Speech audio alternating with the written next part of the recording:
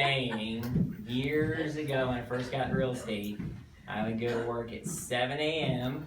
and I wouldn't leave the office till about 9 p.m. at the earliest every night.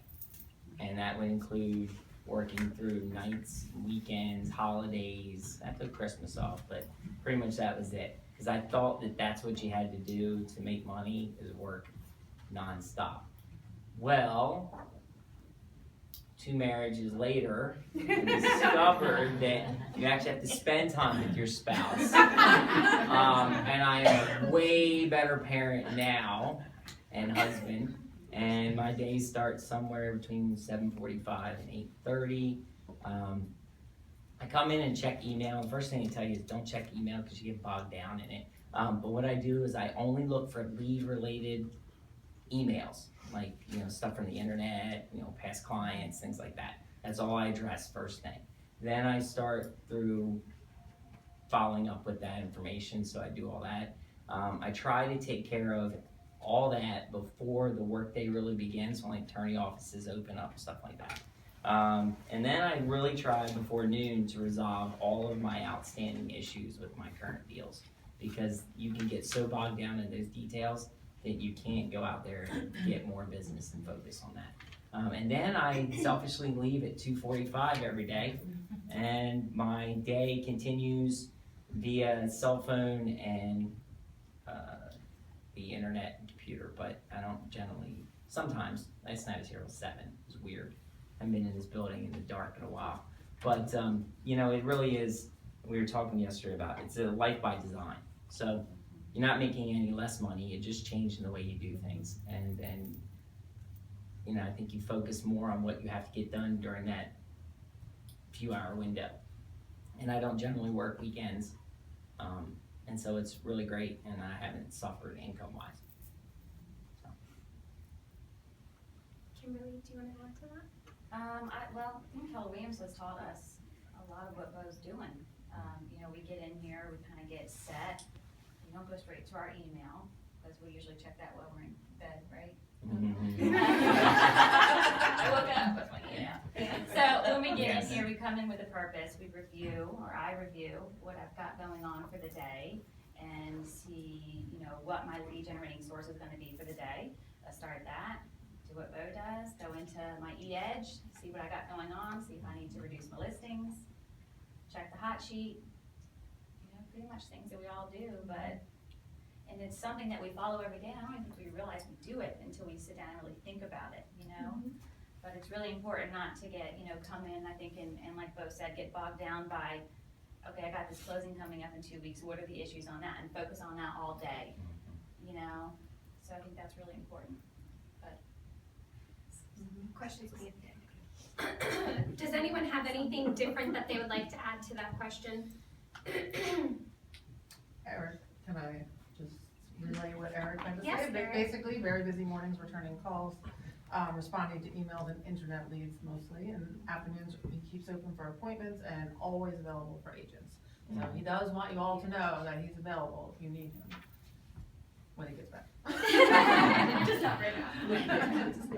All right, so now let's talk about the big 2 words, lead generation.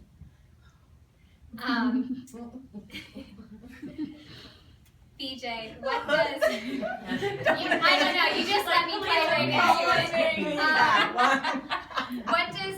What does lead generation look like to you? Oh, it needs to be better. It needs to be better. Well, that can be said You must be across the doing- board. you must for be all doing of I us. was gonna say you're doing something right. So tell me, what does your lead generation look like? I do a follow-up as much as I can, but not, I've actually seen leads go through that I missed not getting back to them, my own fault. I ran across 2 of my desks just the other day when I was straightening the desk, so I know, that is really bad. And That hurts, right? it does, and that's because I am not good enough with lead and generation follow-up. Okay. That's a goal for this year. And I know that just because you win these doesn't mean you do it right. So it needs to be done better, because your business can be better, really. Well, technically, Yeah. technically your part. Sure. Just on your behalf, I sit next to her practically through the wall, and I know she is on the phone. When she's here, she is on the phone, Yeah. talking to people. But you just So feel like I you're know never what doing. you're, so I know you're You're doing. just hard. Well, you have to give yourself the credit that what you are doing is effective. And that's But I'm gonna true. interject. What's that? I'm gonna interject. Oh, Interject Lord. away. I wanna come away at you, because when we think of the word lead generation, it's such a broad, scary term. I mean, it's things that we do every day, and she does it, and she just doesn't realize it, because it's natural. It's a natural thing for you. Like she says, getting on the phone, or contacting somebody just to check in and see how they're doing. That's lead generation. Yeah, and It's I forget nothing about more that. It's than not like a being cold social. calling. And be honest, That's right. I am not good at cold calling. Yeah. I'm being honest with that. Well, I'm not. That's not all of lead That's generation. right. Yeah. When you first get into business, I think that's what we gotta do, right? We gotta cold call, we gotta be social with our little sphere our tiny little sphere that we have. But then after you've been in the business for a little bit, it's nothing more than just checking on somebody and seeing how their home is going 2 months after they settled. That's lead generation. You know, sending a handwritten card saying, just thought of you today, or Merry Christmas, that's lead generation. You know, all those things that we do that just come so natural that you don't even think about it. You know, wearing a name tag, that could be considered lead generation. I've watched all my. No, but it has to go.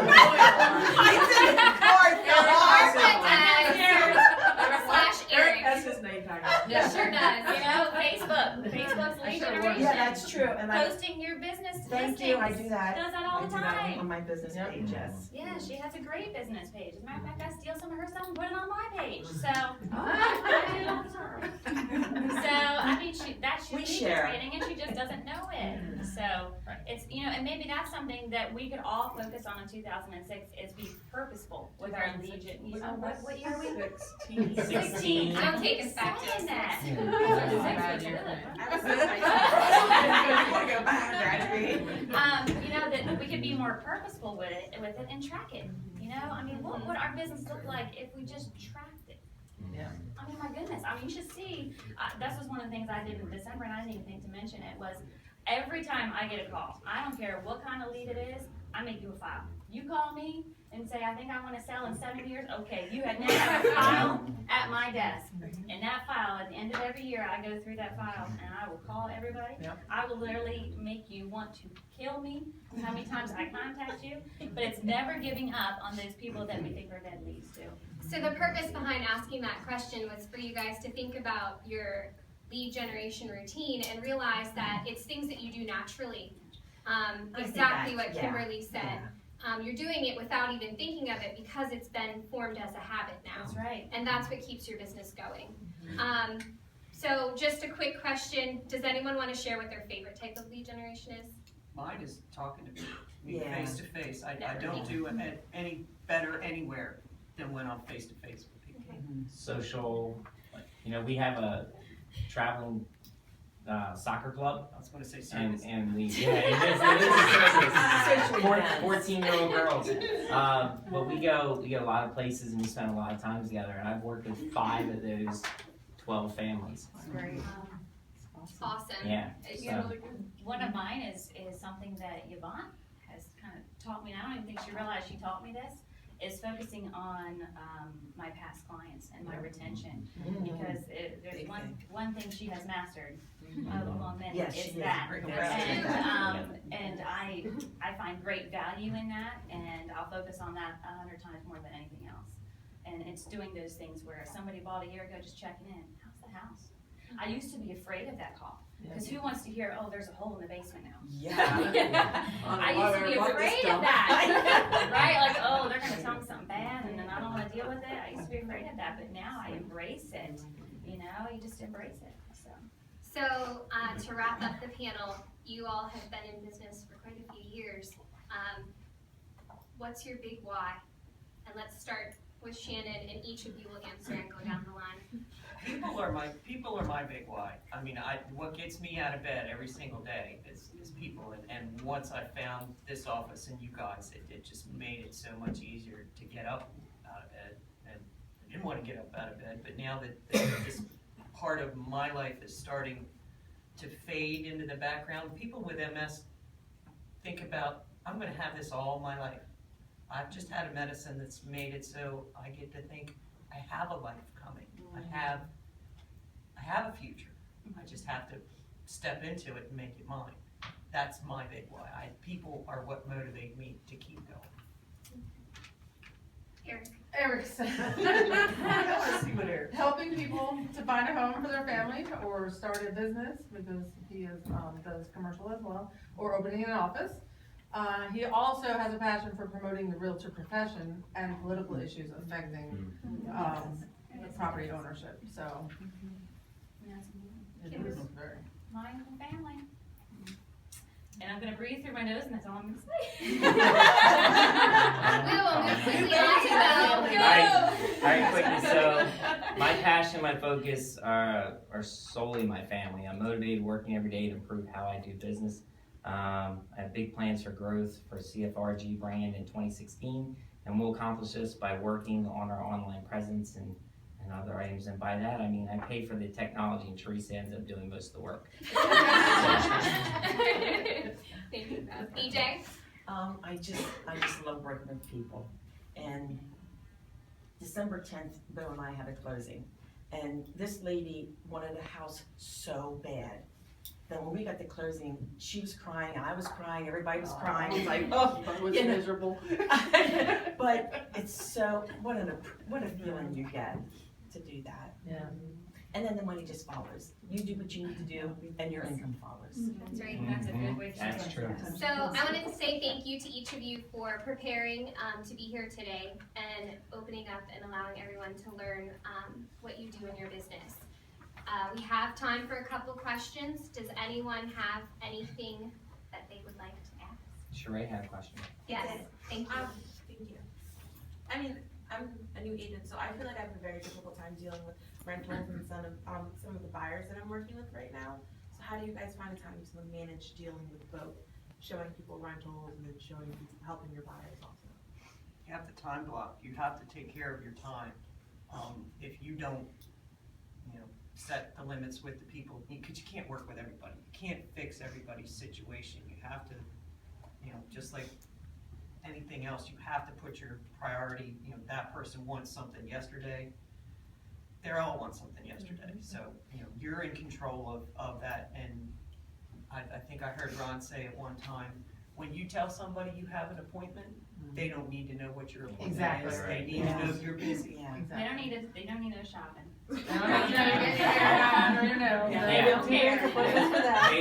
They don't respect the fact you're doing something with your family. yourself. They don't care. So you So- just have an appointment. And the other thing is, to add to that, I have an appointment. When you call them up, don't give them an open slate, so you're sitting there waiting for something to do, then that makes them think, well, why am I picking this person, right? So you simply pick a day and say, okay, I have Tuesday or Thursday, and is between 10 and 12 work for you, or 12 and 2, right? So you just, and then obviously you're sitting there going, oh, anytime you want to meet.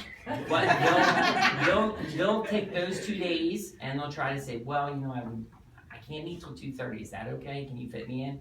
And you're like, yeah, I'll make that change.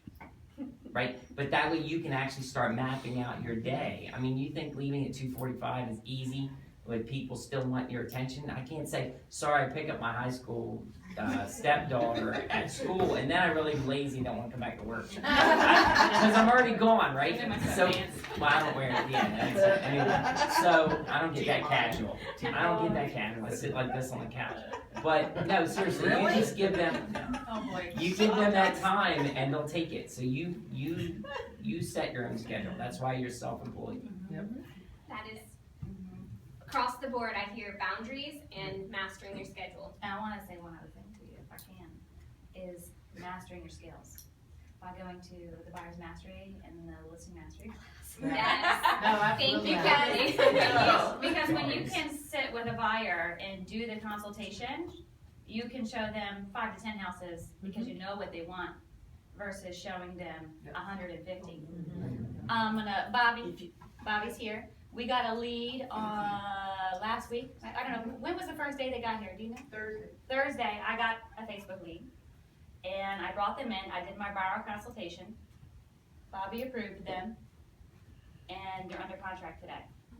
So, and one of the things that I really, really stressed was to when I do this right, this is what I do. I say the very first day we're gonna go out, I'm going to pick the property based on what you've told me you want. So the house that they wanna buy, they didn't even wanna see, and they're buying it. Because sometimes you don't know what you don't know, you know? And how they see things is different than someone who's been selling real estate can see them. So fine tune those skills, because I remember when I used to be with clients, and I still have every once in a while, 150. I'm in 150 homes deep, you know? But it's when you can do that, it makes a huge difference with your schedule.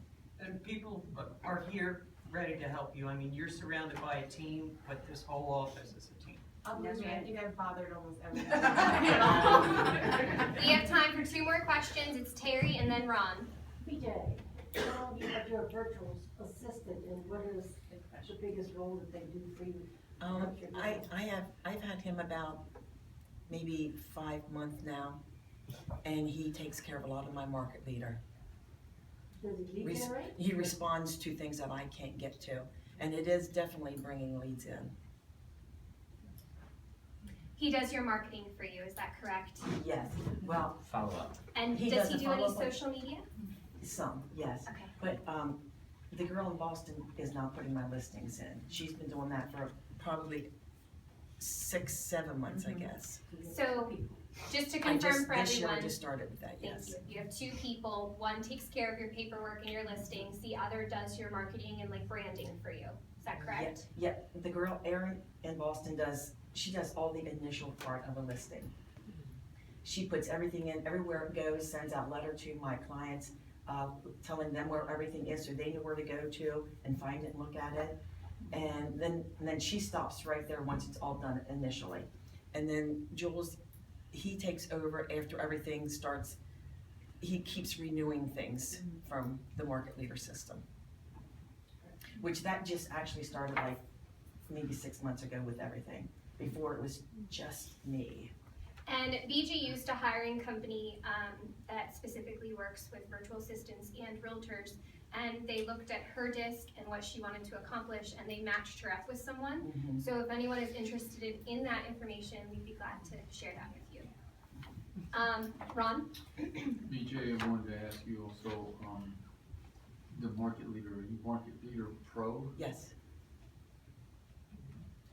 So what that means to the rest of you who don't know what Market Leader Pro is, BJ pays an additional monthly subscription for additional resources like Google Analytics, different marketing materials that aren't available in the Market Leader version of Just Edge. yes, Yeah. for just eEdge. Yeah. Is there any other questions to go along with that, Ron? You and I had to talk. So I want to have everyone give our panel a round of applause and thank you.